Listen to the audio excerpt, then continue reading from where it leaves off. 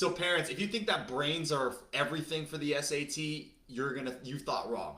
Okay, what I want to do in this video is I want to show you guys exactly the real qualities that make a student actually perform well in the SAT, and a story about how my smartest student for the SAT got the worst results out of my entire program. Okay, so let me show you exactly what happened here. Number one, this student was not particularly humble. What does that mean, Jared? Okay, so that means that every time they were in it, this was a one-on-one student, by the way.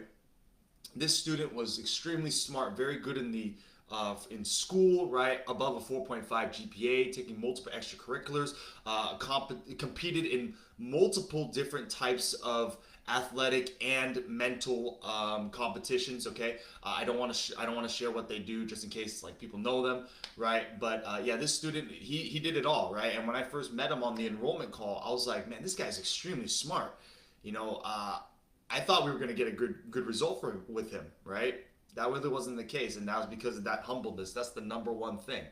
All right. So what I mean by humbleness is that every time he was with the tutor, he would fight them. He would fight back the tutor as if he knew more than the tutor. He'd be like, no, no, no, no, no, no. That's not right. Da, da, da, da, da. I was like, that's not how you should do it. That's not how the proper way. I was like, dude, yes, it is. Like, you don't think that the tutor who's been doing it for 10, 15 years, you don't think that person knows a little bit more than you do? Someone, someone who's been doing this longer than almost you've been alive, you know, and that obviously created unnecessary friction with the tutor, but also, what do you think kind of mindset that student had if the entire time he's just saying that he's wrong, right? Or that the tutor is wrong? That's not a very healthy mindset to have.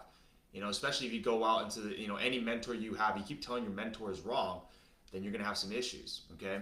And every time they went through a session, my team pre-plans these sessions for these students, okay? Especially in a one-on-one capacity.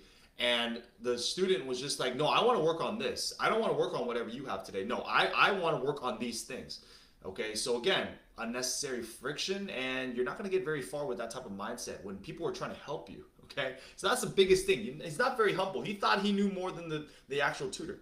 That's a big issue. Okay. Second thing is accountability. What I mean by accountability is this student, we told him, hey, we need you to do X amount of work for X amount of weeks every single day, every single week.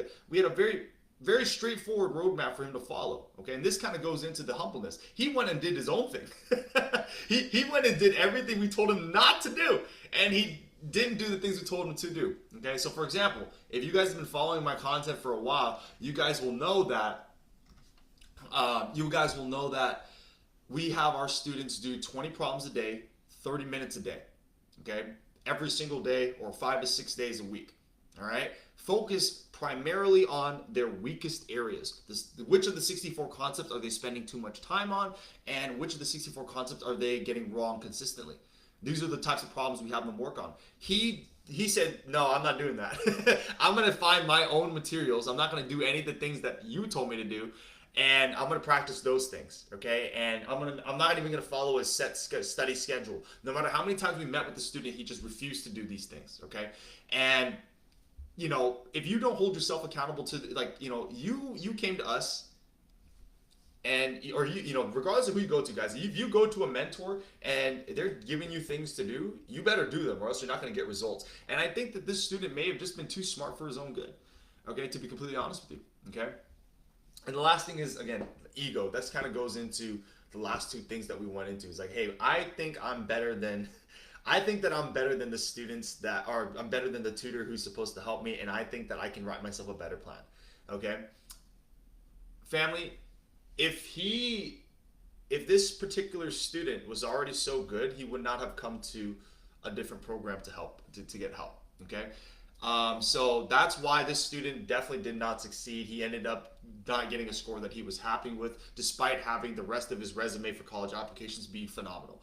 Okay, so those are the main reasons why he didn't really get the results that he was looking for. Okay, what I want to do right now is I also want to talk about a different example of what you're supposed to do. Okay, you're supposed to come in and be like, hey, I don't know everything.